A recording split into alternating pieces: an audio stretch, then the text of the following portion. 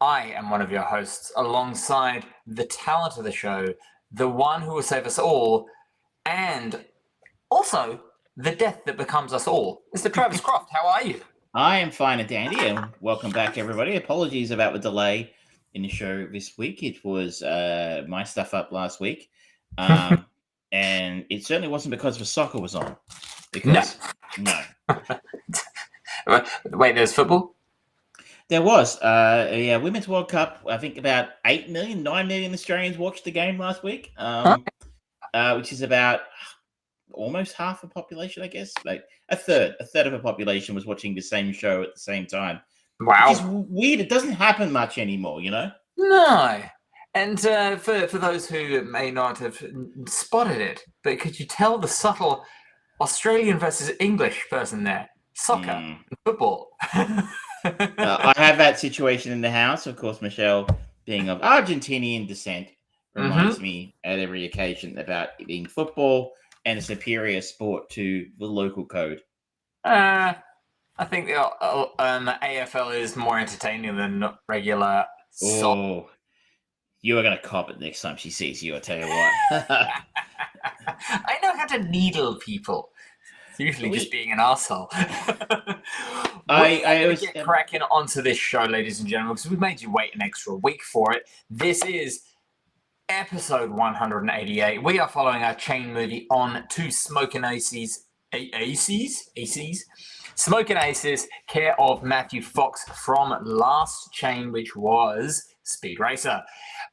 We have also got the other half of Barbenheimer, Oppenheimer, coming at you hot, and we are coming in after the controversial film choices and opinions of one Jake Logan. Is that his name? Logan Paul? Logan Paul? I don't know. I guess Logan Paul. There's two of them. There's a Jake Paul, there's a Logan Paul, and I just really, really wish I didn't know they existed. Yeah, but apparently he walked out of it because it was all talking. Okay. What did you think? It was all explosions? Well, I mean, there were explosions, that's for sure. Only a couple.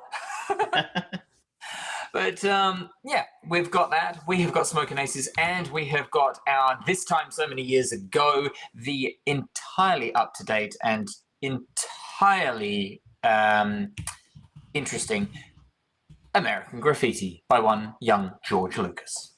So let's get on with it straight away, and we are going to start off with, shall we start off with the chain movie? It's what we do, so let's do that. Yeah.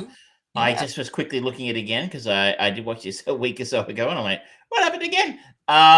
Smokin' Aces from 2006. Yeah. And a Las Vegas performer turned snitch named Buddy Israel decides to turn state's evidence and testify against the mob. It seems that a whole lot of people would like to make sure he's no longer breathing. Mm-hmm. Written and directed by Joe Carnahan. This after his kind of big intro with Narc from 2002. He's not really got on with it a whole lot. Stuff like the A-Team, don't mention that. Or Boss Level.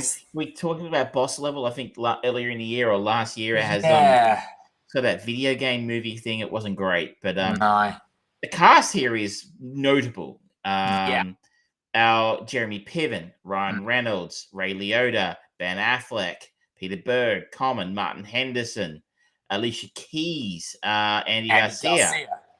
It's a cracking cast, and kind of a, I don't know how would you describe it? Kind of a Neo Tarantino-esque meets Ocean's films kind of thing. It's almost like Ocean's 11 done in the style of, I don't know, like the visceral nature of, or the balls to the wall caricatures of every single one of the actors. It's like maybe Guy Ritchie influence in here a little bit. It's got a lot of kind of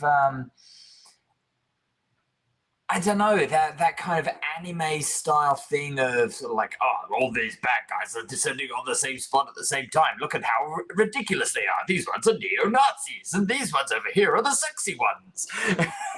It is.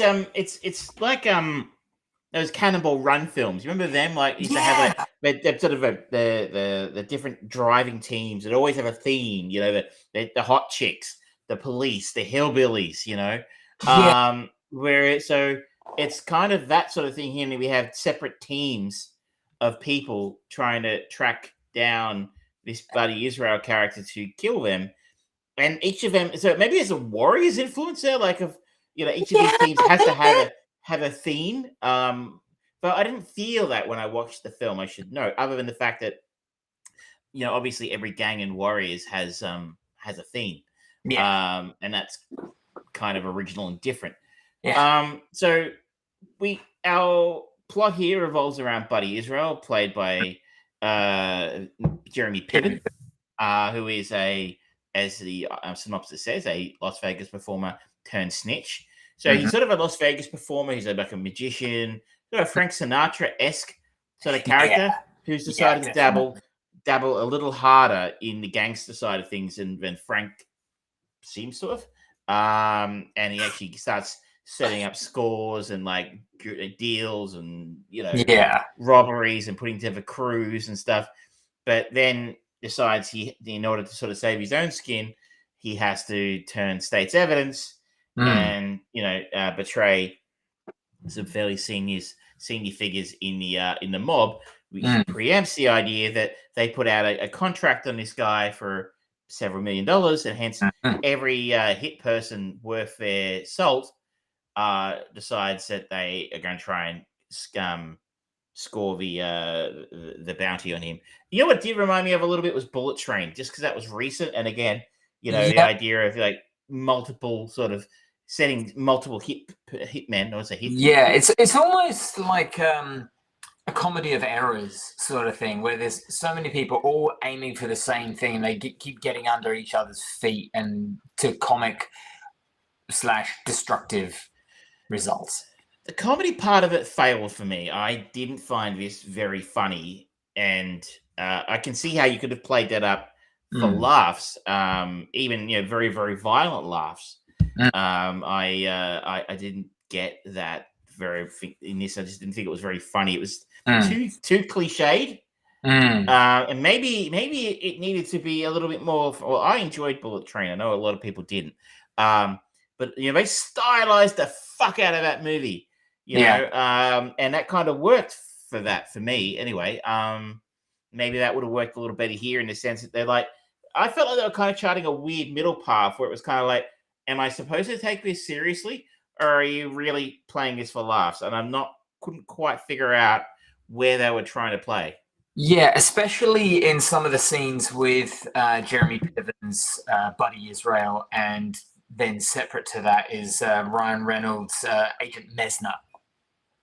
And just kind of the general level of like the way that Buddy Israel is shot, where he just looks so fucked up and like he's degenerating from some kind of autoimmune disease or something just ravaging him. He never looks good or healthy or anything. He looks fucked up, and Jeremy Piven is really sort of like going for emotional depth of this character in some of those scenes where he's just crying and his eyes are violently red and things like that.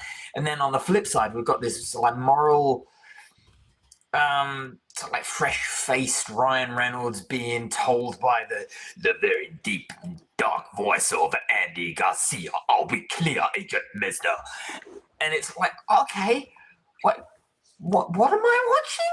Is this supposed to like be The Wire? What? Where's the funny? Okay. And then you've got the complete opposite of these scenes where you suddenly got that kid who's like coked up on speed and he's just standing there with an erection. It's like, huh?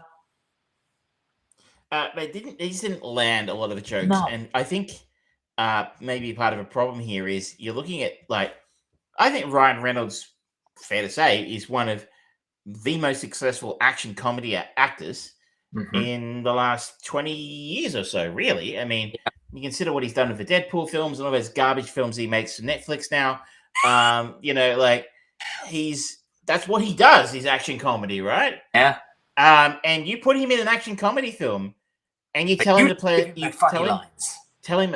play a straight bat the whole time. Yeah. Basically, he's the straight man. In this, if you're going to cast somebody who's on this film, I would have maybe Ben Affleck could have done that pretty well.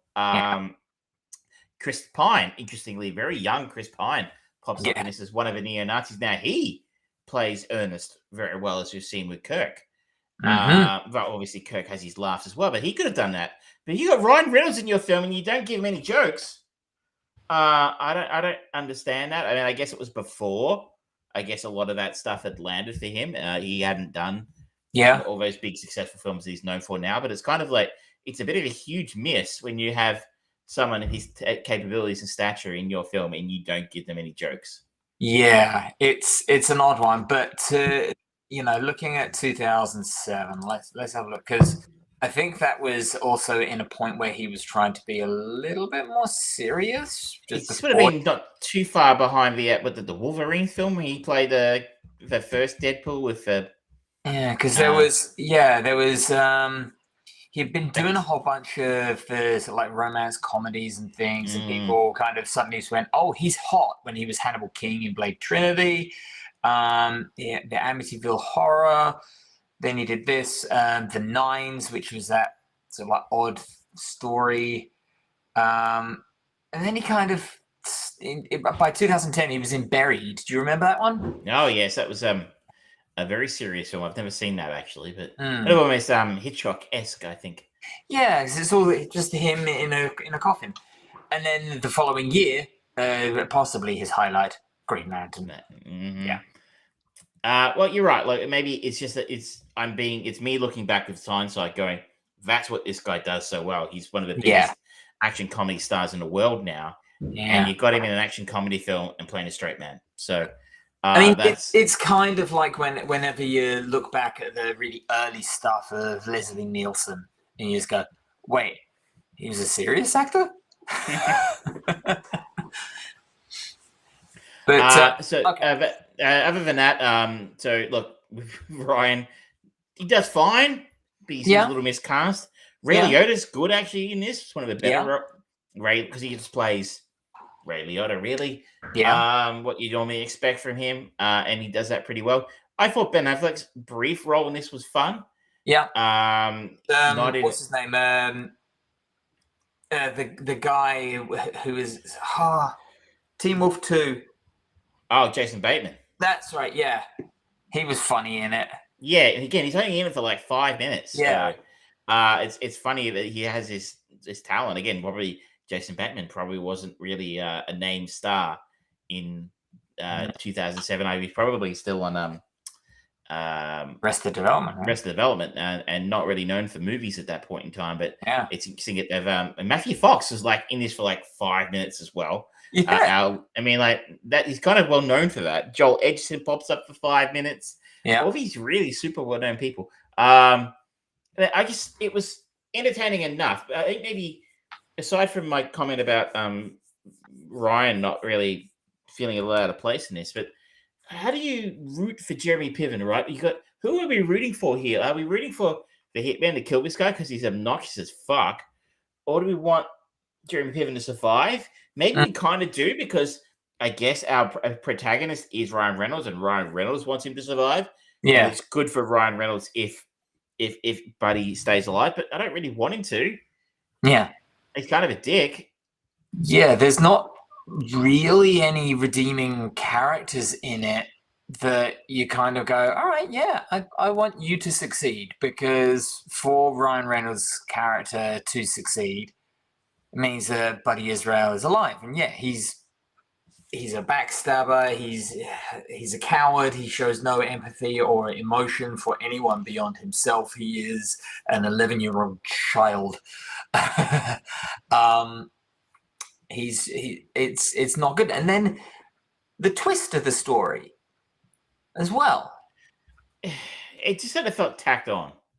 I guess we could spoil it. Like, what was the twist again? Was it It was a FBI agent who disappeared in the 60s was really behind the whole thing or yeah, something? he was an FBI agent who realized that to bring down the mob as is entrenched in the Americana as it is, you have to basically go deep down, and it's like one of the first cases of that deep kind of plastic surgery, and he fakes his own death and becomes the person that is and then the miscommunication of, oh, it's not a hit to kill Buddy Israel that goes out, it's a hit to bring him in so that they can harvest his heart. Wait, That's what? Yeah. What? And then we kind of get all of that right at the end. And then it's a really nice shot, and Clint Mansell does the music for this, and the music, that slow building, very minimalistic theme as the camera kind of pulls away as Ryan is there next to the bed of this old guy, and he just finishes him off. It's like, okay, all of that kind of came together and worked as a scene. But you're giving me 2 minutes of a good scene in a movie that's purposefully messy? It was very rushed, wasn't it? It just sort of like, oh, this thing and this thing and this thing and this. Oh, it's over. Okay. I would say this is about the right length for the film. An hour 48, an hour 50 is probably where you want a film like this to come in. Yeah. In terms of time, but maybe they should have borrowed some time from somewhere else in the film to give it. They really wanted that twist to stick. Yeah. To really make a little bit more sense and to really hit home, maybe a little bit more time should have been spent. Yeah. Working with it rather than just sort of slapping it around the face like a wet fisherman going, bye. Yeah, it's I think for movies like this, where it's the way that they advertise it, the way that they tell the story, this is about double the sex in half the time.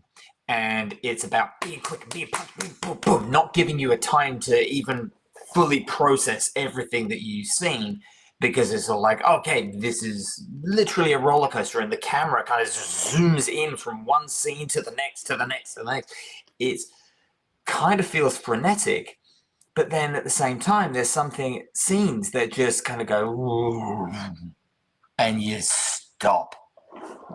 And it's like the whole sequence of sort of like the cum stain on the material and things like that. So like, oh, okay, you've already painted a pretty good picture that these guys are just not nice. Do you need to spend more time doing that? I don't think you do. Let's get back to the absurdity of 7 or 8 different people all trying to get the one guy. It's like that could have really worked, and there are parts of it like the Alicia Keys and the sexy assassins were interesting enough, so it just didn't give us enough time for them to really give a shit about them. Yeah, the neo-Nazis had potential, mainly because Chris Pine is fucking charisma on legs. Yeah. And the guy could read the phone book. That's an old saying, isn't it? What's a phone book? And he could probably make it fairly interesting. But maybe I should have seen that and gone, these guys, their scenes are really popping. Yeah. And more about hijinks and shenanigans of them trying to step on each other's toes, and rather than sort of really incredibly stylized shootouts, which, kind of played out by 2006. I have seen Face Off by now. And John Woo does it a lot better than Joe Carnahan. Yeah. It was a almost of a film. Like, it almost pulled off that hilarious Ritchie-esque, Tarantino-esque, violent comedy, action comedy, and it almost did that kind of hijinksy kind of approach as well, but I just don't know that I wanted to. It really figured out exactly what it wanted to be. Which one of those things was it? Yeah. And I think I don't like putting it all on one person, but I think it does fall down to Joe Carnahan because the writing of the characters is not as snappy and fast as like the stuff that we saw before this in things like Lock, Stock, and Two Smoking Barrels, or the banter between Jules and anyone that he was in Pulp Fiction, or there was none of that kind of pop to it. There were microcosms of it, but then it was also at the same time just lazily filmed, which feels weird to say considering how frenetic it is. It's like, okay, yep, you're blowing up a set.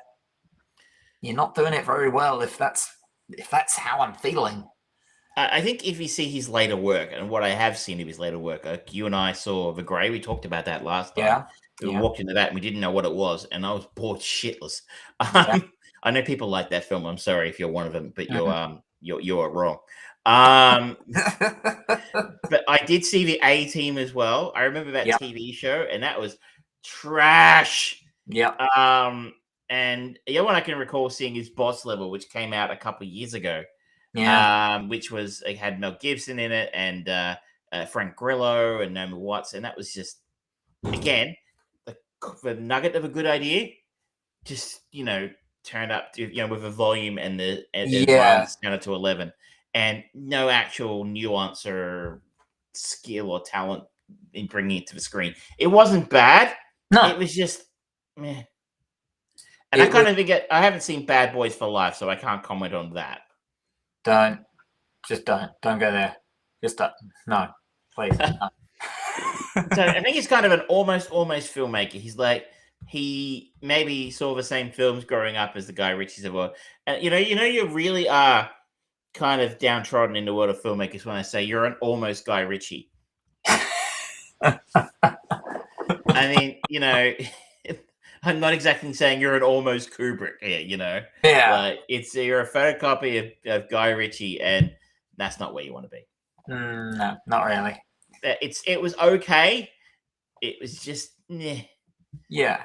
There's I just genuinely there was little elements like when Alicia Keys' character sees the neo-Nazis, and they're just the kind of almost nothing dialogue and just Chris Pine being charismatic and fucking gross and things like that was just cool, and Alicia Keys kind of played it against it, and that as a style could have worked with sort of like the times where these very, very hyper characterized people meet each other.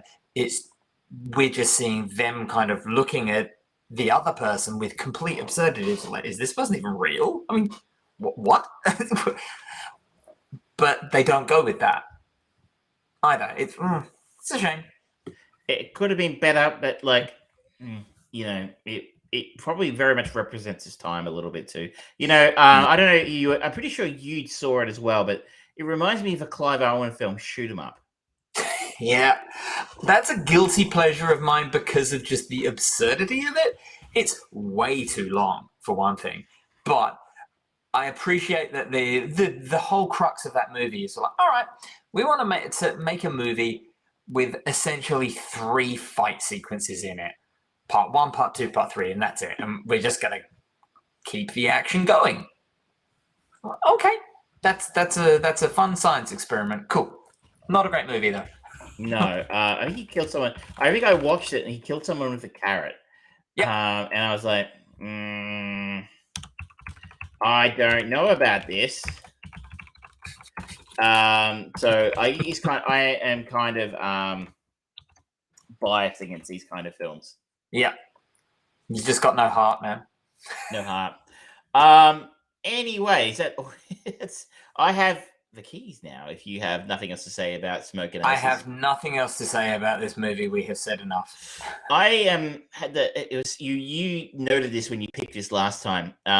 It has a lot of exits. Yeah. An insane amount of exits. And actually, in some ways, that makes it difficult because you kind of go, what about this? What about that?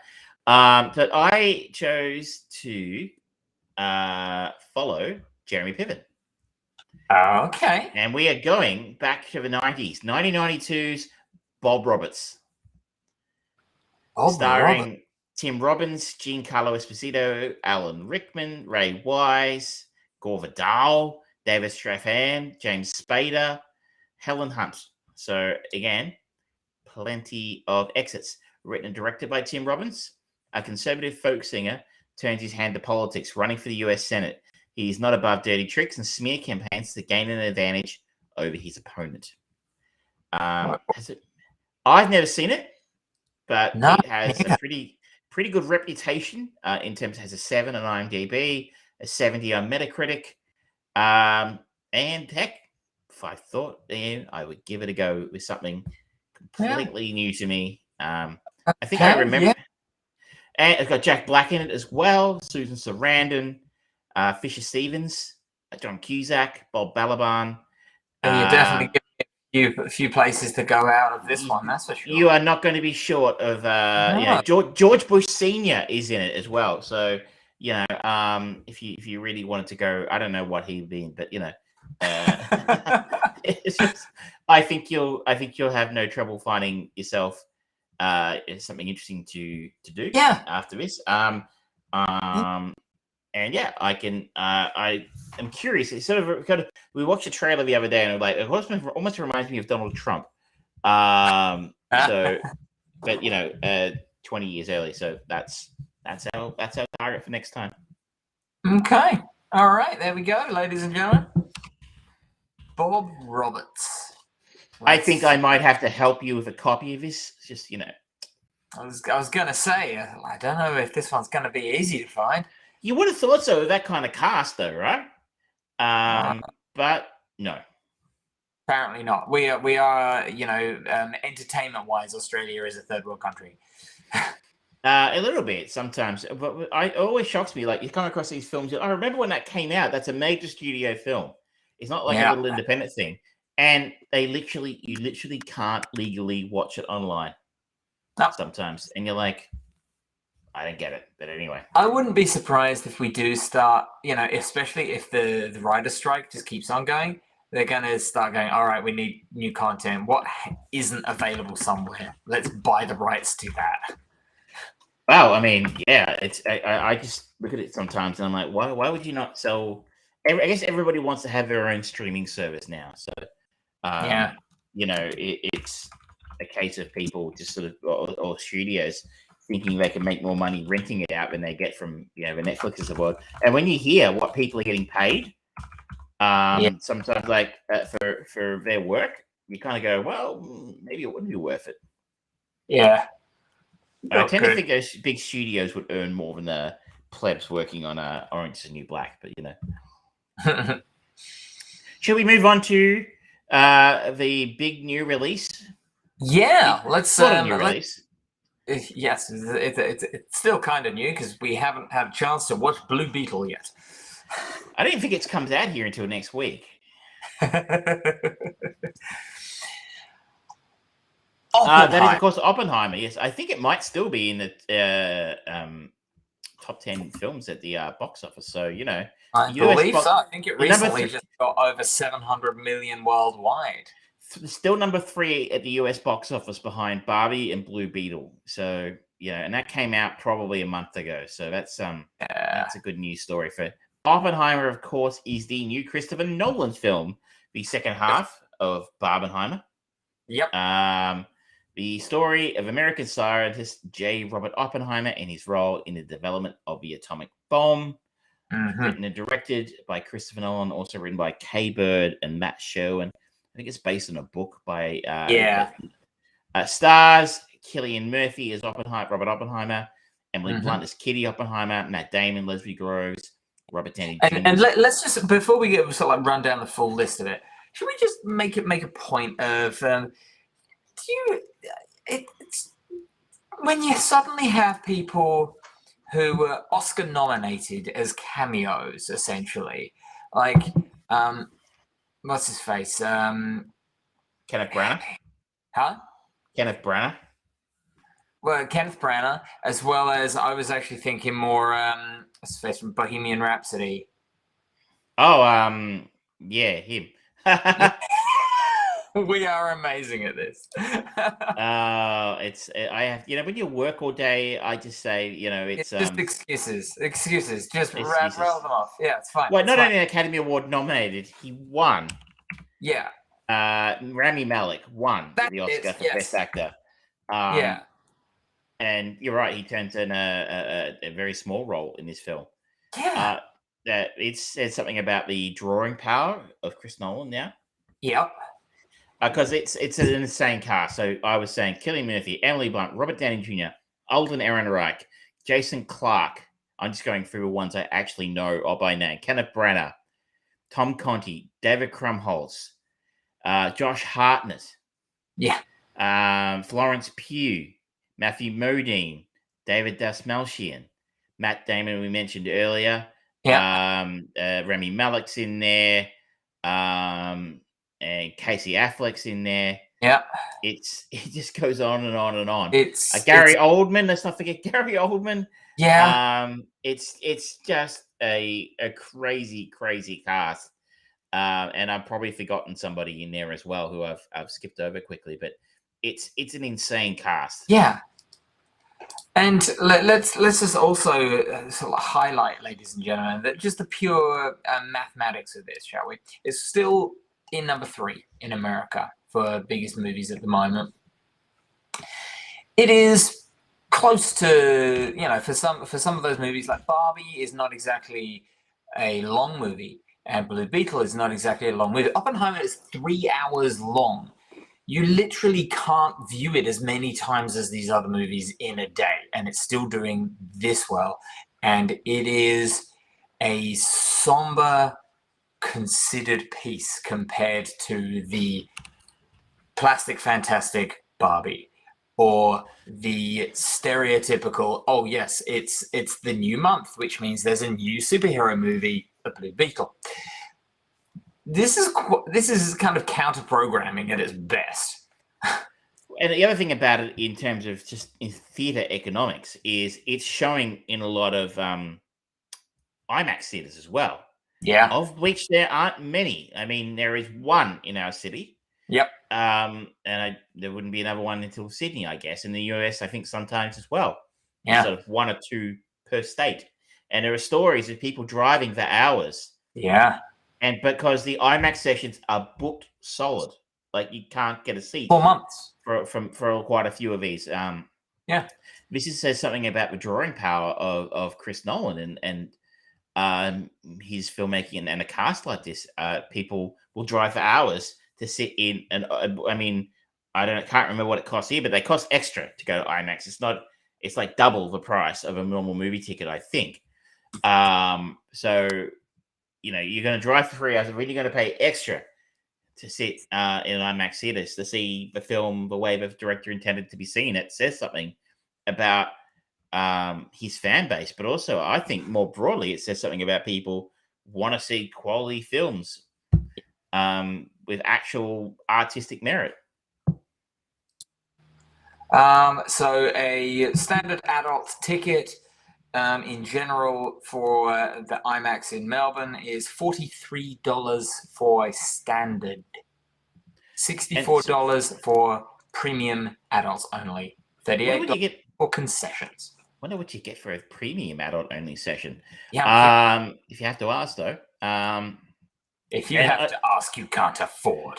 I was going to say that's probably double what you would normally pay for a movie, thereabouts, maybe a little bit less than double, depending on where you go. But like that's a lot, and so it's quite remarkable. It's doing so well. So you're right. It has now taken $722 million worldwide on a $100 million budget. So triple that, maybe what you say to get your money back. And then, so they've got their money back well and truly. So, yeah. What did you think of the film? Enough about the economics. What did you think of the film itself? I really liked it in many, many ways. It is a powerhouse performance by Cillian Murphy. and he really embodies that Oppenheimer distant look, and the way that Chris Nolan kind of suffuses sound, or the absence of sound, and the sparking of explosion to illustrate what's going on in his head is really, really good. I do feel that like the theme of this movie has been kind of done quite a bit.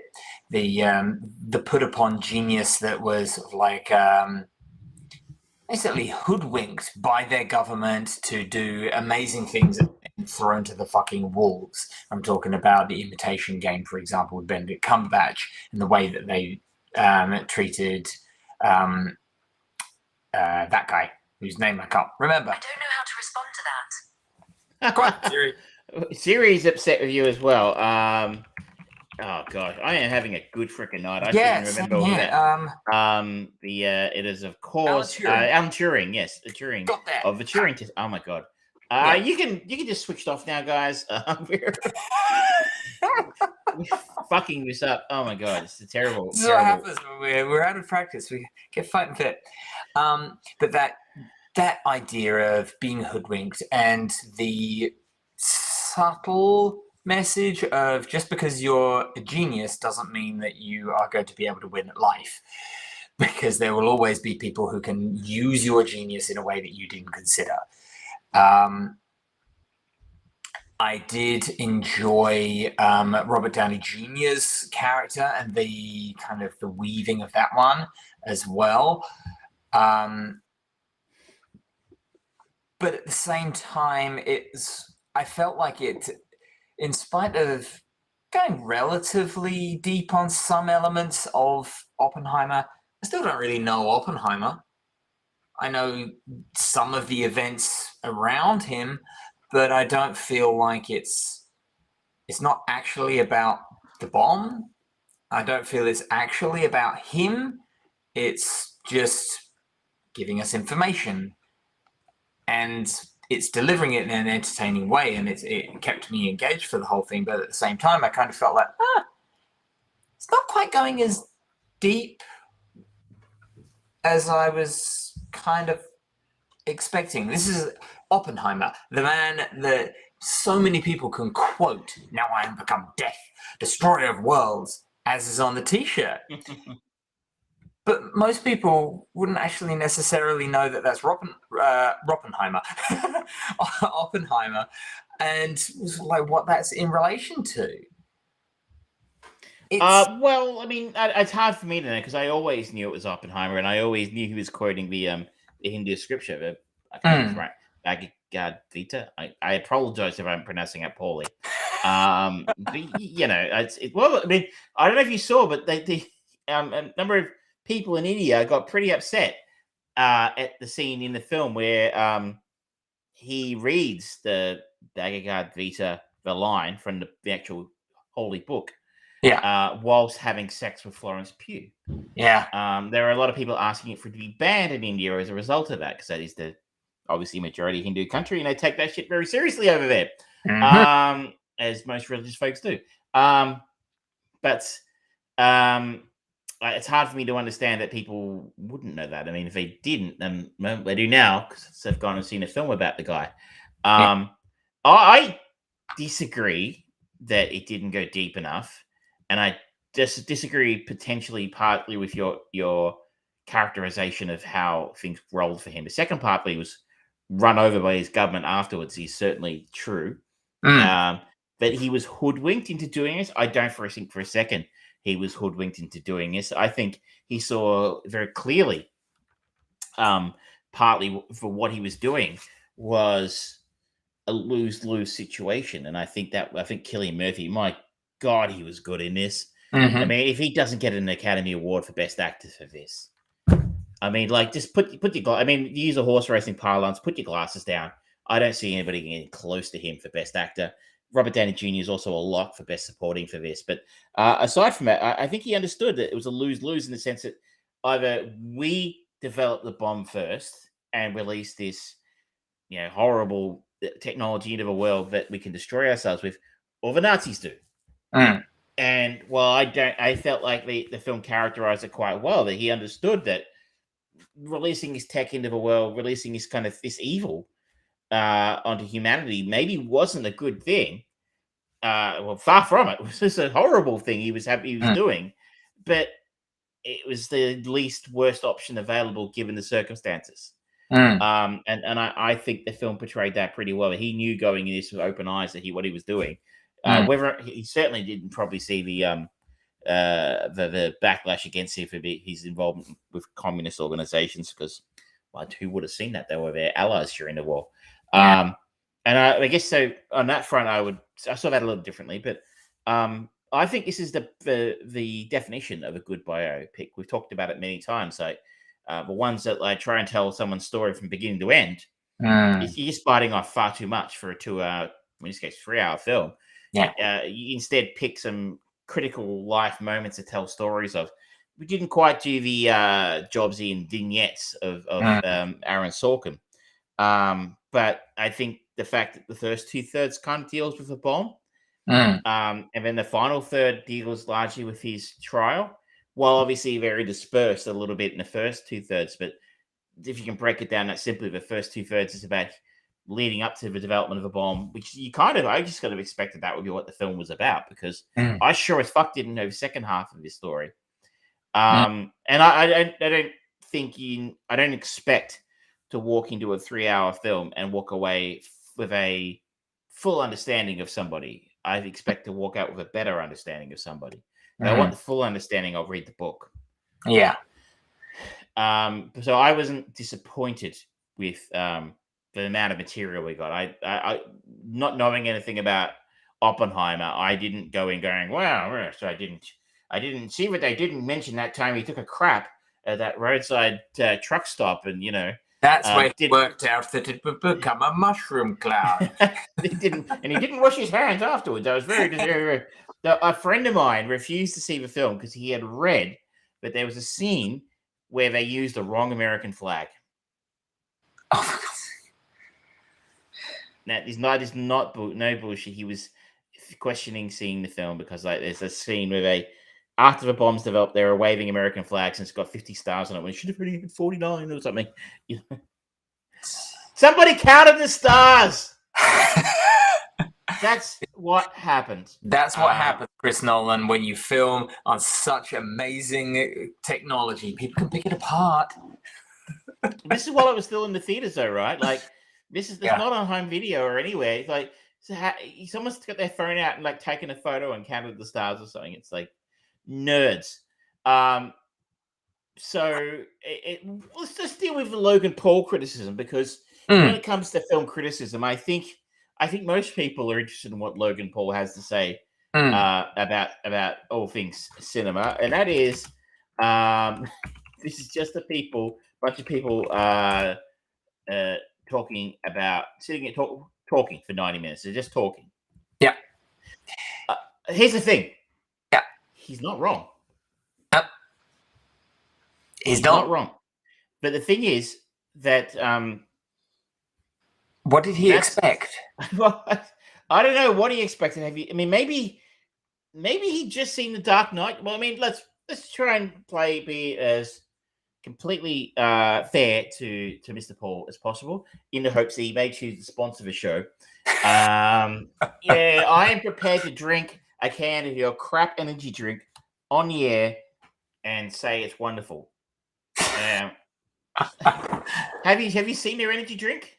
No, I don't want to. I think it's called Prime, and like literally, people were like buying cases of it, and then it would sell out at supermarkets, and they would like resell it at like on like eBay and like Facebook Marketplace and stuff for like double the price, like because you couldn't get it. That's called scalping.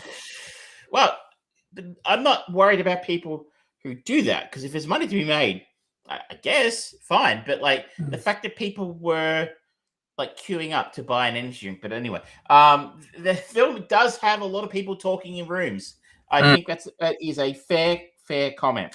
But if you've seen you'd only seen the Dark Knight trilogy, and then you saw Interstellar, and maybe you saw the last film he did with, Tenet. Like, there's a lot of action in those films.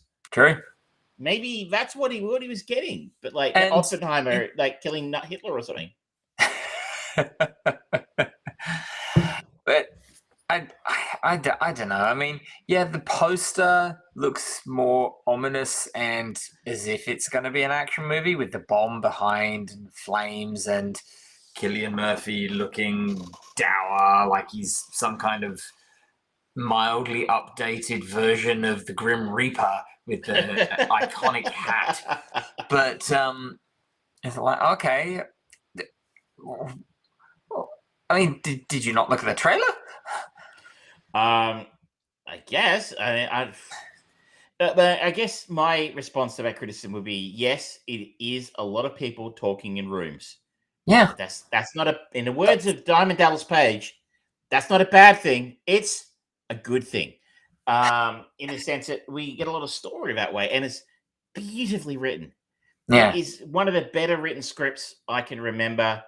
I think this might be the best script no one's ever written. Possibly, yeah. I think it's to make this kind of thing interesting Mm-hmm. enough to keep me. And I was transfixed for 3 hours, hearings and stuff. Like I loved every second of it. And I'll put my hand up and say, I'm a big fan of two people talking in a room as a movie. If you can keep that interesting for me, that's my jam. And he did do this in this film. Mm-hmm. And the actors, they brought their A games. So, look, I guess Logan's right. There are a lot of people talking, but that's the point. That is the point. Yeah, it would be like someone watching him wrestle in WWE. It's like, oh, they jump around a lot, don't they? Could he stand still for a couple of minutes? I'm not sure. For God's sake, how am I? I can't work out if I like his tights or not because he's not standing still long enough. This fashion show is so strange. it's very different, but everyone's entitled to their opinion, of course. But it's just that odd one for him to come out and say and do. I mean, I guess it's to make people talk about him, but I don't think he needs it. Like, yeah. What I understand, he is not strictly speaking a wrestler. He is a YouTuber by nature, I think. It's where he became famous. An entrepreneur because he sells his energy drink. I think he wrestles a bit now. And from what I understand, he's not terrible. From what I've heard, I quite like Eric Bischoff's podcast, and he talks about him quite respectfully, or at least says he brings dollars. So I don't think he needs it. Like, he's incredibly popular. I don't understand why, but he needs more. I don't think that the publicity for, I guess, the kind of people who like us who are going to go, really? You thought it was too talky? Are probably not the kind of people he's looking to, make money off. And, I can hear people off in the distance like, really? They're saying how they love this long-ass movie where nothing really happens, just talking. They're complaining about long movies all the time. It's like, yes, because they actually use that time effectively and to tell the story, because it is a slog. And Oppenheimer went through a slog, and it wasn't just 3 hours that he was going through a slog. It was for years after the fact, before he even got the slightest bit of an olive branch. Well said. I do complain about long films a lot, and I think I should say I complain about long things a lot. And if I go back to the film, was it last year, The Batman? Like, I remember complaining vociferously about that being 3 hours long, or the better part of 3 hours long. And I've always said I have no problem with you making a 3 hour film as long as you have 3 hours of story. And like, a 3 hour Batman film confused the shit out of me because I'm like, I don't see how there's a 3 hour story in the Batman story. And, I was right. There isn't. And that film was way too long and bloated. I won't relitigate that one. But this one, so many other. I saw a film, believe it or not, I'm going to go off topic for a second, which never happens. I saw a film on a weekend at the Melbourne International Film Festival called The Delinquents. It was an Argentinian film. I said Michelle being from her family's being She's from changed you, man. But we went with her parents because I thought it'd be really nice, like for them to be able to go see a film in Spanish, in Argentinian. I say Argentina with it is Spanish spoken in Argentina is a little bit different to other parts of even Latin America. And my God, it went for 3 hours, and we didn't check for runtime before we actually booked the tickets. Oh dear. We just booked it. We thought, that sounds interesting. It was a bank robbery or something. And oh my God, like when you compare this to Oppenheimer, which I was at the edge of my seat the entire time, with like, can't wait to see what I can. Just please, I'm happy for this to run another half hour. But you can see Katita is now done with my off-topic bullshit right now over in the background. I'm gonna have to go let her out in a second. But compared to this, the Delinquents, I was like, after about 2 hours, I was like, let me the fuck out of this fucking cinema. And I was like, please, let them say, let's go. I'd love it if they would just say, let's go. Because it was just me and Michelle. I would have gone, yoink, I'm leaving. But they wanted to stay. And I was like, I got no problem with that, right? You want to stay, you paid for your ticket, stay and see the movie. And I thought they were enjoying it. They weren't. I don't know what they wanted to stay as well. And I was like, oh God, it was so bad. Like, there you go, 3 hours when there was probably 40 minutes of actual story in that film. And that is just, it's almost insulting to your audience, I'm going to waste 2.5 hours of your time with my bullshit because, I feel like there's 3 hours in this, but I'm sorry, off topic. That's when I say, when I complain about long films, it's because you do not have the story to support that runtime. It's just self-indulgent. While I have been critical of Nolan for that, especially with Tenet, this one, I feel like it was exactly what the story required.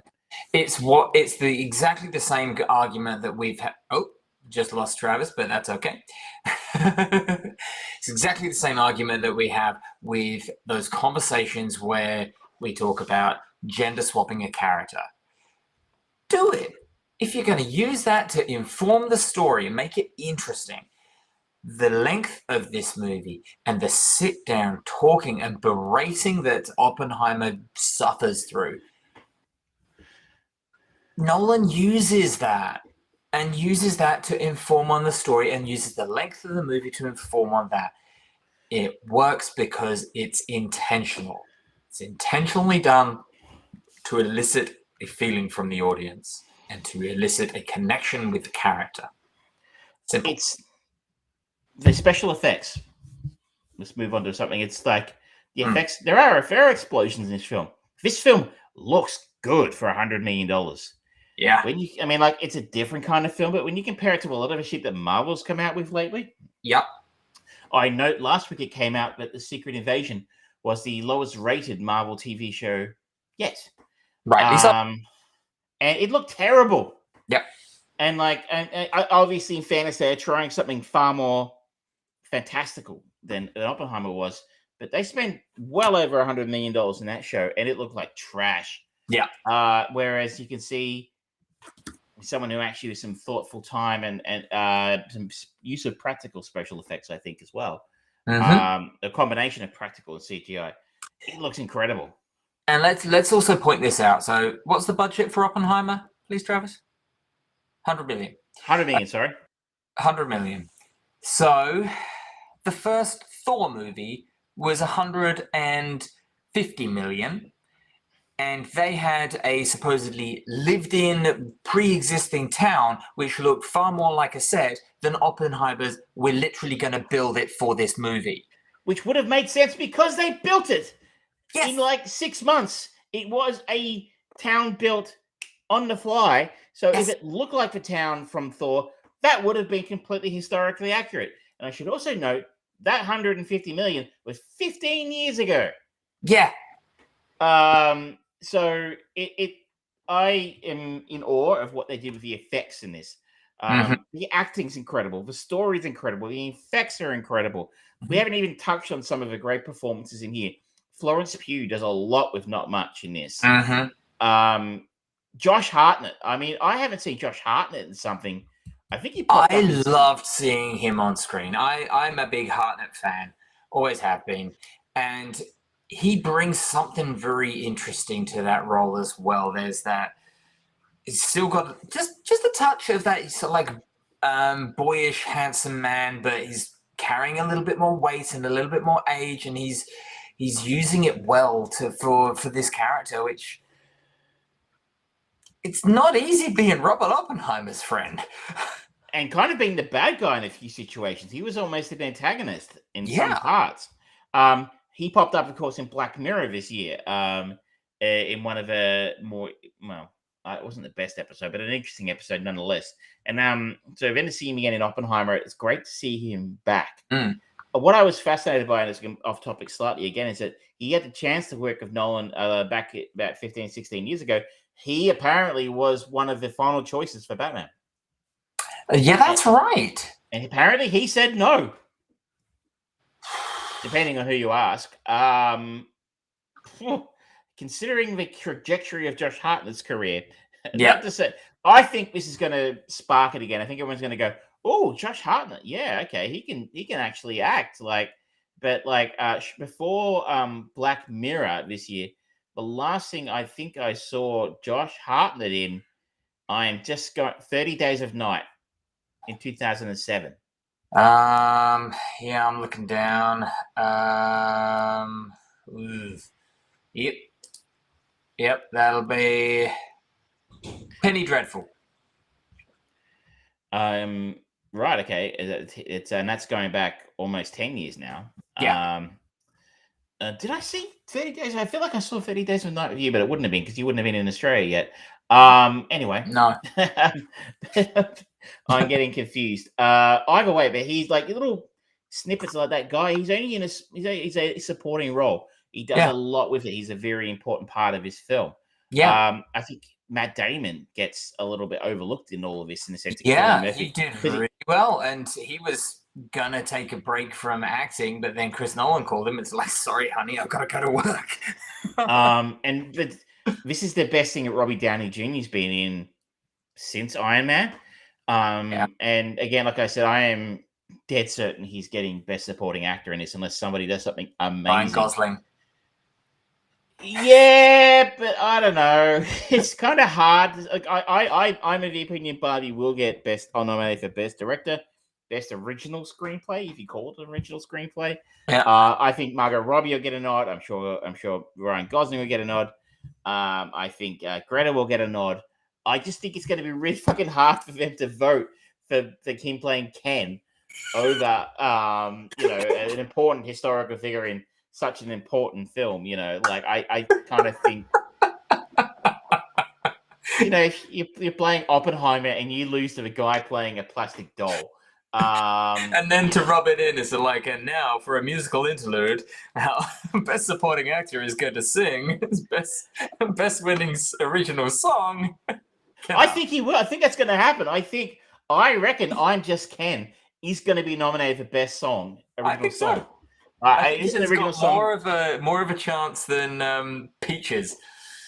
It'll probably be in the conversation, but it's actually it's kind of a banger. And usually they get the actual performer to perform it at the Oscars, don't they? From memory, so maybe Ryan will be actually on stage performing. But look, yeah. That would be a beautiful dick move by Ryan Gosling if he wins Best Supporting Actor and he pulls out consolation prizes for all the other actors that are just Ken Up t-shirts. Aside from obviously pointless Oscars and awards don't matter apparently, but it's how he's incredible in this. He's fantastic. Yes. I love the black and white of those scenes. Alden Ehrenreich is nothing. He's a very, very small role. I don't think I've seen him in anything since Solo. And again, he's a storyteller. He was in Cocaine Bear. Talk about a yin and yang of 2023 for for Alden. He's fantastic in this. Jason Clarke, the Australian actor, plays the prosecutor who's who's kind of grilling Oppenheimer. And I don't think he turns up in he turns up in a lot of shit. It's fair to say. Like, I think of Terminator, the remake of Pet Sematary. It's just he turns up. He was in a lot of strange places. But I think he's actually a pretty decent actor, personally. When he's given something interesting, he can actually deliver it. He was good in Zero Dark 30, for example, going back to that a long time ago now. And he's good in this. He plays a real prick, but he plays it well. I just reveled in this film. It's like rub it all over my fucking face. I love this kind of shit. It's just so it's right up my alley in that I love history. It's right up my alley that I love a great filmmaker in Nolan. Most of the time, it really hurt me to stick the boots into him for Tenet. Now, that is another we haven't talked about the sound. Oh, it's priceless. Are we getting a little long in the tooth here? I just want to, if this film is as close to perfect as I could have hoped. You had some drawbacks, it sounds like, here. For me, at least, I don't think I have no notes. I think that know what movie you're going into. You can read reviews. You can see the trailer. This is not an action movie. Go in with that expectation, and you are going to be put through a very interesting journey. This is a grown-up movie for grown-ups. Yes. I love Barbie too, and I think anyone can enjoy Barbie. Not Oppenheimer. No. There is really kind of a gate of entrance.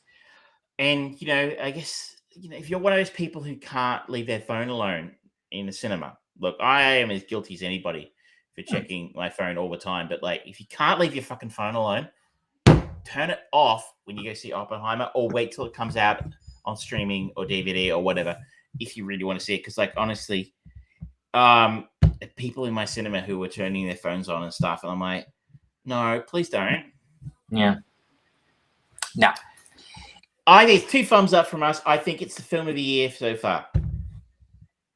I think so. I can't think of another movie that I've watched this year that has just been the epitome of what cinema can be.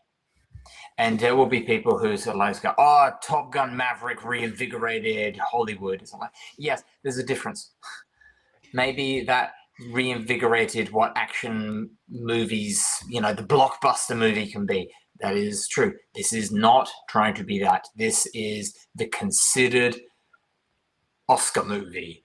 The likes of, you're thinking Ben-Hur and those magnum opus kind of things. This is a film creator in Chris Nolan, absolutely vibing beyond belief with his source material and the actors that he's gathered around him.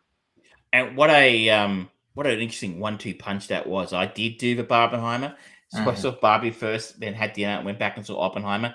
And there were a bunch of people in my cinema who'd done the same thing. I'm like, what a weird 1-2 punch. But somehow I loved it, actually. It was wonderful. Yeah. And I love what this says about original films. These are 2, in different ways, original films that are not based on pre-existing properties. Okay, Barbie kind of sort of is, but it's a pre-existing IP, but I don't know, like it's the same thing.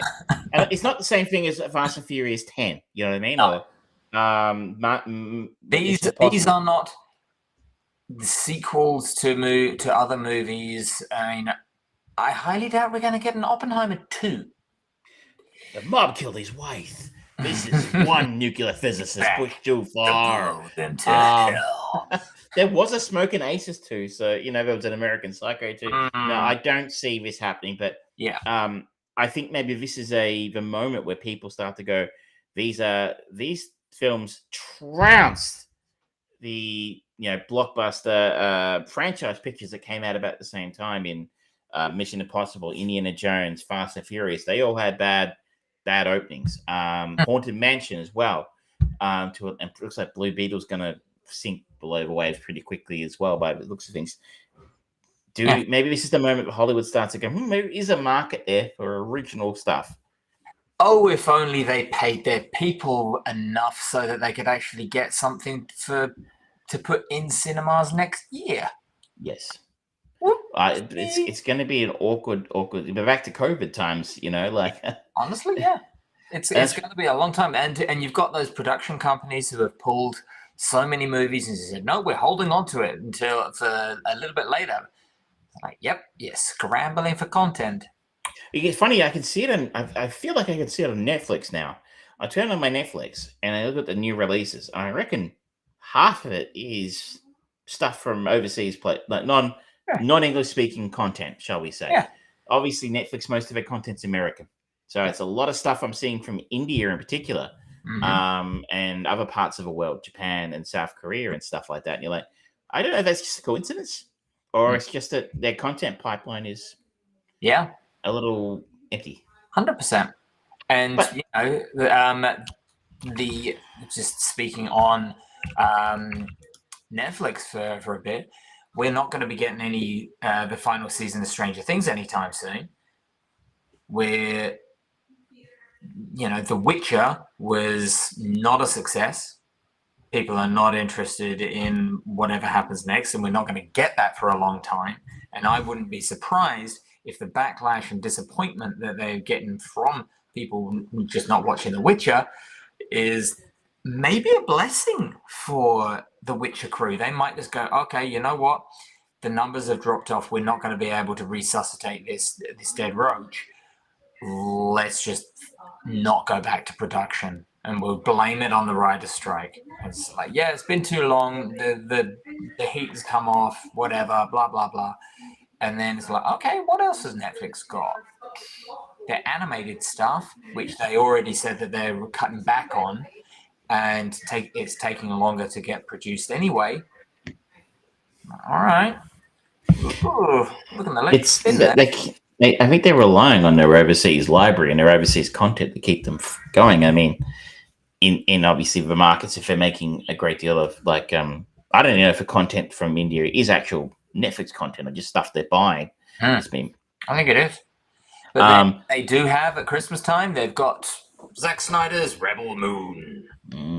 Okay, well, which the trailer released today, and it is very Zack Snyder. He's Zack Snydering all over himself, and it's a lot of people going screaming and like, oh look, it's beautiful fields of hay and a cybernetic hand, because you weren't expecting that, were you? Oh no! Spoilers. it's a two-part thing, and it's sort of like, oh, they've got subtitles to the things. It's like those things, Child of Fire and the Sin Burner or something. I don't know. Like, I don't know. I don't care. The trailer doesn't really do anything. Oh, it's got Anthony Hopkins narrating, because he's never done that before, and he's not like, have you heard of the story of Princess Issa? It's like, yes, already it sounds familiar, and you haven't told me the story yet. Well, it was a Star Wars script, I think, originally, if I'm not mistaken, but they just repurposed. So. Should we move on? We're getting a little on the tube. Let's move on. Sorry, ladies. I'm going to talk American Graffiti, and then I'm going to go close the door. Yes. The cat keeps coming in and out, which cats never do. That is the way of it. There's a wonderful meme of Hodor saying, hold the door, hold the door, hold door, hold door, hold door. And then the cat's like, let me out, let me out, let me out, meow, meow, meow, meow, meow, meow, meow. It's very true, very accurate. Yes, so this time, so many years ago, we ended up rolling and getting American Graffiti, the George Lucas semi-autobiographical, according to the... apparently he based different parts of the film on different parts of his life, in the sense that the different personas he felt he had lived in different aspects of his life. I was interested. I'd never seen this before. Yeah. And it really does have a Happy Day feel to it. I always hated that TV show. It was always on after school, and I freaking hated it. But interestingly, this is apparently the movie that in some ways inspired Happy Days, not the other way around. In the sense, they apparently had filmed the pilot, which hadn't been picked up, I think the story was, with Ron Howard in it, obviously. And it was apparently the success of this film that actually convinced the TV studios to actually go ahead with the Happy Days property with Ron Howard in it. Yeah, but it's different. So there is a connection in a way. Yeah. But just considering Ron Howard's in that and is in this, that it is difficult to kind of to kind of pull the two apart, because they do seem to be set in very similar worlds. I find, what this film reminded me most of all. It's obviously a coming of age film. Yeah. And in some ways, I think would be one of the earliest coming of age films. I found myself actually going down a rabbit hole, going, well, who made the first coming of age film? Yeah. But it reminded me a lot of Dazed and Confused. Yeah. Yeah. In the sense that that's like, the last day of school, or all blowing off. And I really preferred Dazed and Confused a lot over this film. Yeah. I thought it was really, really, really dull. In the sense that there's no real story, There's no central, like, the character. It's just vignettes, which in a way is what Dazed and Confused is, if you've ever seen that film. True. It's just more fun though. Like, I don't think there's a lot of going on in this film, in the sense that we have for different characters, and there's stuff happening to them throughout the night, of them driving around and getting into hijinks and stuff like that, which a group of teenagers in California's Central Valley spend one final night of their 1962 high school graduation cruising a strip with their buddies before they pursue their varying goals. Yeah. I don't care about any of these characters. I felt uncomfortable and awkward and weird with the whole sort of like 12-year-old getting in with the other one. It's like, there were a number of very problematic parts of it. She's like, if you don't do this, I'll tell them all you raped me. And you're like, oof. Yeah. Oh, I don't know about that. Like, yeah. And politics. It's supposed to be a comedy, but it's not funny. It's not funny. It's not dramatic either. I just struggled with this a lot. Now you can see some of the filmmaker Lucas Woodby. It's perfectly cromulent, in the sense it sticks together. It looks like a film. Yeah. It's just, but you also see the weaknesses of Lucas in this, in the sense that there's not really much of a story there. I mean, in his dialogue's clunky as fuck. And of course, he was always famous for that. Was it that Harrison Ford? You can write this shit, George, but you sure can't say it. It was, speaking of Harrison Ford, it was interesting to see him popping up in this film. Yeah. Apart from that, I just, maybe you had to live through these times to actually enjoy this film. And I was saying to Michelle over it, like, Dazed and Confused, I enjoyed a lot. I mean, it was made in our lifetime in 93.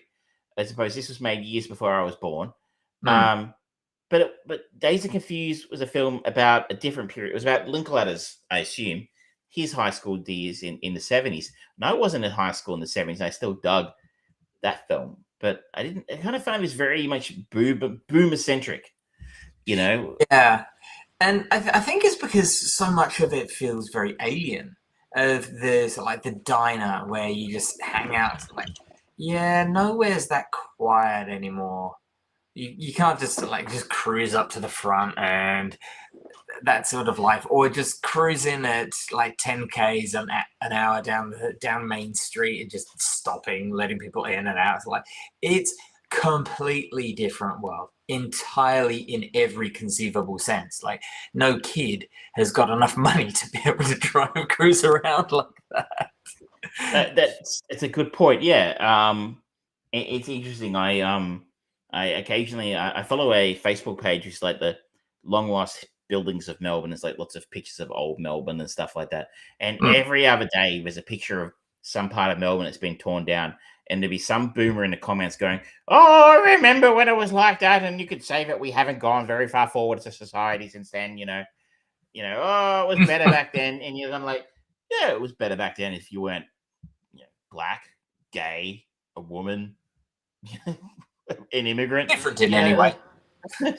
So, but like, it's kind of a world here. It's a very white, straight world that George Lucas is telling us about, and it's a very idealized, rose-colored glasses vision of the past. Yeah, and I guess that's kind of where the vibe I didn't like that vibe of like, oh, wasn't it wonderful back then when we did all this cool stuff as kids, and yeah, like, yeah, but there was a lot wrong with that world too. And I guess there's nothing wrong with remembering the things you liked about being young, but I guess I just couldn't connect to it. Yeah. It's like I say, it's an alien world because nothing is like that anymore. Nothing. Was it ever like that, really, though, or is it just his, vision, filtered through? Yeah, I mean, 10 years. Yeah, there's just so much. There's more fantasy in this movie than anything in many ways, and I just watched it and it's like, okay. The only thing I really liked about it was the end. What do you call them? The end title cards, where we sort of I find out about what happened. Yeah, that was interesting. It's like such and such a character, the guy who drives the hot rod, who ends up getting killed in a car accident, and the young nerdy guy ends up getting killed in Vietnam and stuff like that. And you're like, that's interesting. That's an interesting angle. Maybe that would have added a little bit more pathos to the story if they weren't just cruising around because it was their last night of high school, but it was their last night before being drafted or something like that. Yeah. Or even, maybe if they wanted to do the vignette sort of thing that they were so determined to, it's like, all right, you know what? We'll follow one person for that night, and it'll be kind of him dealing with him wanting to go, but it's sort of like the open relationship. We'll talk about that, and they'll have Richard Dreyfuss' character come in, and then the next element is Richard Dreyfuss a few years later when he comes back, and sort of like there's the threat of the Vietnam War has gotten stronger, and we've seen the hot rod guy has died, and they can have separate vignettes with that and how their lives are changing. But then I don't know. I didn't care about any of those characters to really want to go back to any of them. Like, I mean, I didn't get they also didn't look like they were teenagers. I don't know if they were. They really looked 90210 age. And I guess that's kind of, I mean, I'm going to go back to it, but Dazed and Confused, it felt like a bunch of people on the precipice of the next stage of their lives. Yeah. And it very much felt like them saying goodbye to this stage of their lives and talk to the sort of inertia carrying them forward of that. This, I don't know. I just didn't get that vibe, but this was like the last. I didn't get the sense that this was, them again on that precipice of adulthood, and this is potentially the last time he's off to college and stuff like that, where they may not see each other again, or not see each other again for years, or certainly never hang out together like this again. They'll never be so carefree and as this again. And I think that's what the film was trying to express, but I don't know. I just didn't get any of that because there was no sort of like energy behind any of them. Like, I just keep on wanting to call him Richie Cunningham.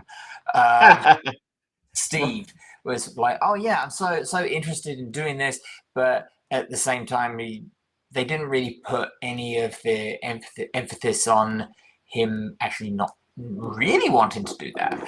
And Richard Dreyfuss, Kurt, was like, "Oh, I don't know if I'm going to go or not." It's just everyone had a malaise, and they were just like, "Oh, okay, yeah, things are changing. I'm not going to put any effort in one way or the other." Which is again, it's if you sort of go back to again a film I did like, Dazed and Confused. They're all slackers. None of them are really sure about what comes next. There seemed to me a vibe, a sense of anxiety, anticipation, excitement, nervousness, fear from Yeah. the characters in that film about what was to come next. It also helped that film was very funny. This Um, really doesn't have this doesn't have that funny. The jokes don't. jokes. It's not funny. So all I got to focus on is the characters and the actual story, and I'm not getting any. It's like I think we all like to see ourselves on film. Yeah.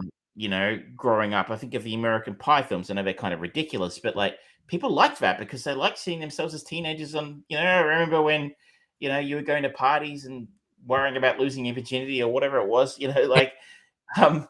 That's why the teen movies are a staple. But I'm sorry, it's a no for me. Yeah. No, this maybe, like you say, if you'd grown up in this time, and if this had come out when you had like 30 years ago and you watched this, maybe no, it's lost.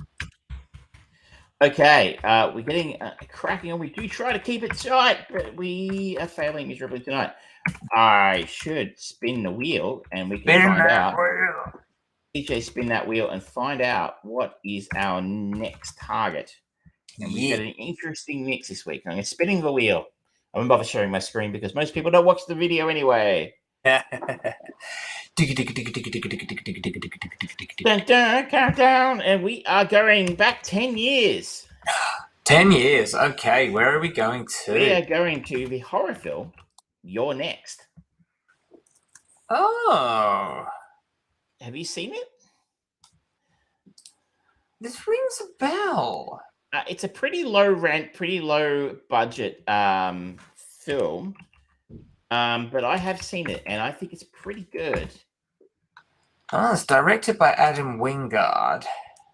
I think it's gone on to bigger and better things. Is it Goku about King Kong? Yeah, he did the Kong versus Godzilla film. Yeah. And he did the Blair Witch remake, which is better left unspoken about. Yeah. But this is an interesting little film. It is on Stan in Australia, which I don't know about overseas. When the Davison family comes under attack during their wedding anniversary getaway, the gang of mysterious killers soon learns that one of their victims harbors a secret talent for fighting back. And that's 2013. Yeah. Came out about now 10 years ago. Wow. Okay. Which is disturbing. Yeah, that's be a little bit more contemporary than an American Graffiti, but yeah. All right. We have got some time now for a lightning round of Binge Browns Burn. So, would you like to start, my friend? I will start. We're going to have to do this a bit with the strike at the moment. We're going to have to get picky about what we watch. I went back to a show last week from 2016 that I apparently completely missed called The Night Of. After a night of partying with a woman he picked up, a man wakes up to find her stabbed to death and is charged with her murder. This is an HBO series, a limited series of 8 episodes or so. It is on Binge in Australia. I guess it's on Max if you're in the US and you've got HBO Max. It stars Riz Ahmed, John Turturro, Bill Camp. And it's a bit of a mix of a crime drama and a courtroom drama about a young Muslim guy who gets caught up in this murder that he looks pretty good for. The cops think it's a not slam dunk, but we're pretty sure as an audience he didn't do it. Just given our introduction to him and the kind of person he is. So we have sort of twin storylines of his lawyer, played by John Turturro, working to try and figure out what's gone on and trying to work against the establishment of a police to get access to the kind of evidence he might need. At the same time, as we learn it, we are following Riz Ahmed as he is remanded in jail, remanded in custody, I guess is the way to put it, waiting trial, and his need to adapt to that environment, which really sort of, is a complete transformation from the kind of person he was at the start of the show to the end of a series, just due to that. It's probably the first 5 or 6 episodes of it best. I gotta say, I'm not entirely sure that he stuck the ending, but I'm still gonna give it a binge rating because we literally binge it in 3 nights. It's pretty good telly, and you need these diamonds in the rough at a time like this. Okay, nice. I am going to go on with a browse because you have to browse it because of the way they're releasing it. It's an anime, Zombie 100. And it's stupid, but it's entertaining. Because a young, idealistic, a young guy joins a firm, a publishing firm, to effectively sort of like fulfill his dream, or what he thinks is his dream. But very quickly, over the course of a year, he becomes sort of sunken-eyed, and he realizes that everyone is there, and it's just constant crunch. No one gets to go home. It's like, oh, we've been here for 17 days. Really? I've got a record of 23 days. And it's just like morose and grey and drab. But then one day, he wakes up, and there's a zombie apocalypse. And instead of being sad, he just lets out this massive, joyous scream of, I don't have to go to work. And that's essentially the premise of the show, is him surviving and writing a list of 100 things that he wants to do before he eventually, in his mind, he will eventually get eaten by zombies. And it's stupid. Would you binge it if it were all available? I possibly would, because the episodes are nice and short. They're snappy. There's if you like anime, this is very typical anime. The animation style is great. The fact that the sad, depressing real world before the zombies is so grey and bleak and dour, and then in this world of zombies, it's like violent colors everywhere, purples, greens, reds, everything going all over the place. And just the delightful absurdity of realizing, the world is over. That shitty job that I go to every day and work way more than I'm supposed to, don't get paid enough, don't get the respect. I don't have to do that. What would you do? What would you do if all the priorities are, I need food, water, power. Okay, what else am I going to spend my days doing? Whatever I want. Cool. It's a great premise, and they've adapted it into a live-action TV show, which is on Netflix, same as the anime. But I haven't watched it because they're notoriously bad at live-action adaptations of anime. But it's entertaining, and they release 2 or 3 episodes at a time, and they're 22 minutes long. You can smash through a couple. There's at the moment, I'm not seeing much in the way of an overarching narrative that's going to lead into, so like, oh, it's all about kaiju and things like that, or anything like that. There's no big bad. It's just the world is bad now, and we survive. And that's kind of refreshing. Sounds okay, actually. You'd almost convinced me to watch it. Yeah, it's worth a watch if you haven't, because if you've worked an office job, it's great. It's great. What if? My second one, I'm going to put in a strong browse. Mm-hmm. That is, I don't know if I talked about the start of this last time, but that is Under the Banner of Heaven. Under the Banner of Heaven, a devout detective's faith is tested as he investigates a brutal murder seemingly connected to an esteemed Utah family's spiral into LDS fundamentalism and their distrust in the government.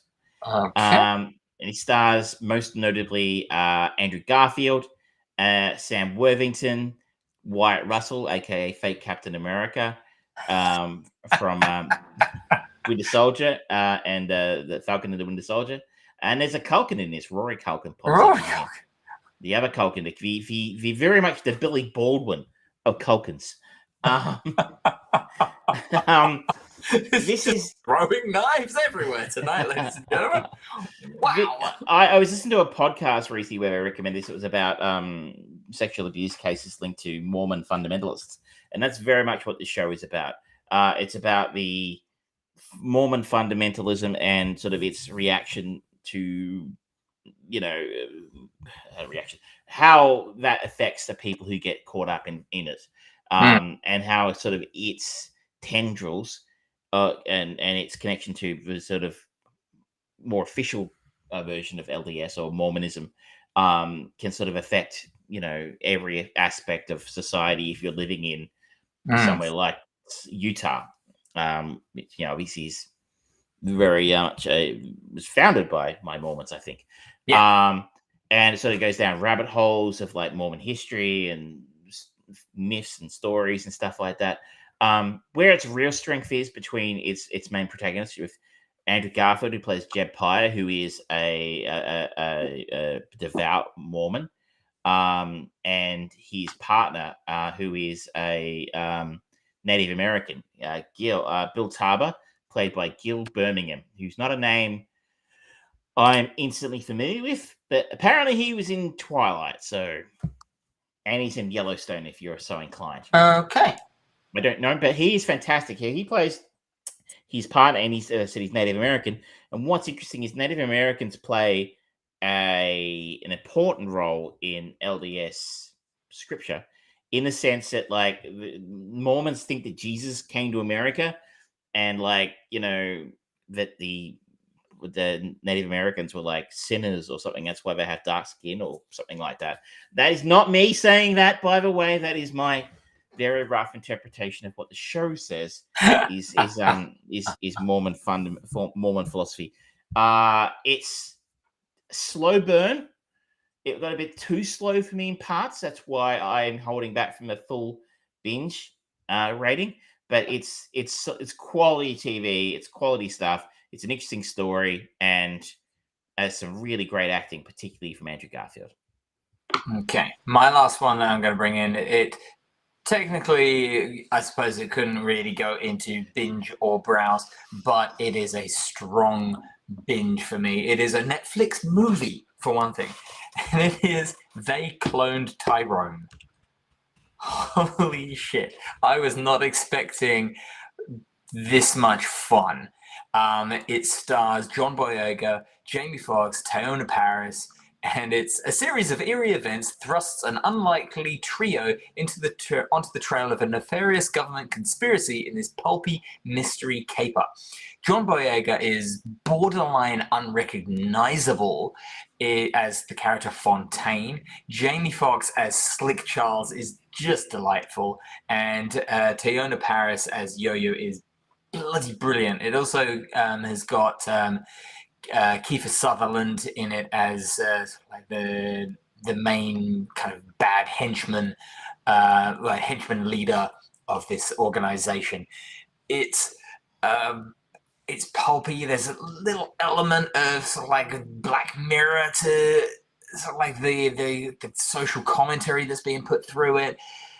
I don't want to say too much because I don't want to spoil it for anyone, but it's just really enjoyable, and it slowly develops these characters over time, and shit happens to them, and you kind of go, wait, what? Oh, that's good. Okay, that's funny. Okay, that's clever. Oh, okay, yep. Now get to the end. Oh, okay, that's cool. And it's just very, very enjoyable. And this is another case of enjoyable movies. Make films. I looked at this a few times and gone, I don't know what the fuck that is, but Netflix and their movies have burnt me a few too many times to take chances. That is a very fair statement to be on, but this one is a little bit blaxploitation. It feels like a pet passion project that's like, okay, yeah, take me on this ride. It's not fantastic. It's not like changing cinema. It's not everything everywhere all at once. It's not Oppenheimer. This is just some characters, some actors doing really good character work. And the snappy conversation and dialogue that was missing in Smoking Aces is right here in this. And the social commentary that's peppered throughout it is wonderful and charming. It sticks around at 2 hours. It's a little bit long, but I forgive it because the main actors, that main trio, are just really entertaining to watch. So check it out. Sounds like it might be worth a watch. Yeah. I think that does it for us. That's it. But we've done well. Yeah. After a week off or 2 weeks off. But thank you so much, ladies and gentlemen, for joining us this week live on facebook.com/FryBrain Productions, youtube.com/Armchair Producers, twitch.tv/Armchair Producers, and following us on podcast services around the globe. We have talked about Smoking Aces, our latest chain movie. We have chosen, Travis has chosen Bob Roberts to be the next connection there. We talked about Oppenheimer. This time, so many years ago, was American Graffiti. And now we are going to be watching Your Next week. As for the third film, who knows? We will find out next time. Until then, good night. Good night.